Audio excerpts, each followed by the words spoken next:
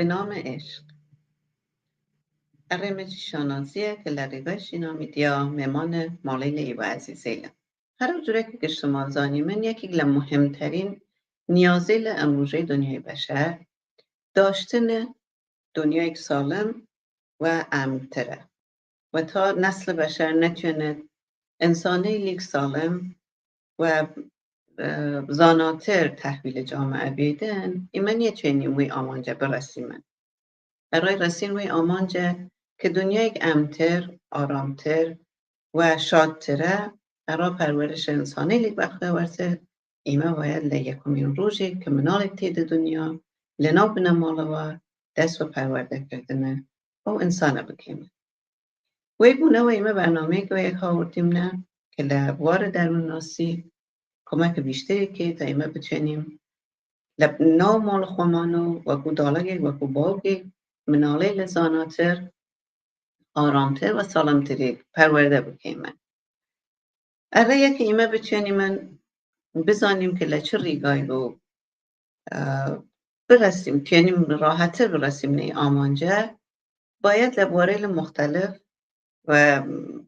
چاوپی کردنی مختلف تماشای شخصیت منالگان من بکیمن تماشای استعداد منالگان من بکیمن و هر او جوره که و تایبت او فرد خوی هست او پرورش بیمن نگه ایمه و خواسته خوامان کاری بکیم که شخصیت منال خوامان تغییر بیمن وی دلیل ایمه لی برنامه تلاش کردیم نه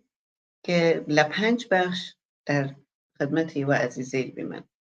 بخش اول آشنایی و گرد انواع خشونتیله، انواع تجاوزیل، انواع حمایتیل و انواع آسیبیلی که در خصوص نحوه رفتار ایمه والدین و گرد منالگان من شکل گرید و کو تله و طرحواره. ایمه هر بخشی لی 5 بشه تقسیم کردیم مثل 5 قسمت مختلف یعنی هر کام لی بشه که من ارادان اسم بردم ل5 قسمت ارائه و عزیزیل آماده کریاس و تقدیم حضور دان کریه امیدواریم من که بچنیم لی ریگه و خدمتی تایبت و ایو عزیزیل بکیمن و لئیو عزیزیلیش داواکاری من که بابتگان دان انتقادات دان نظرات دان ارائه من ایمیل بکن و آدرس ایمیل مربوط و برنامه به نام عشق و ژینا میدیا لخوار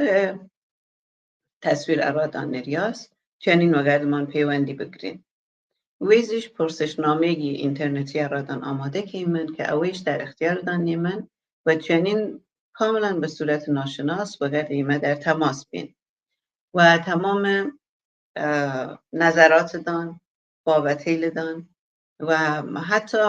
سوالی دان درخواستی دان و ایمه بیشین و ایمه بچینی من در ریگه مطمئنتر در خدمت ایو عزیزیل بین.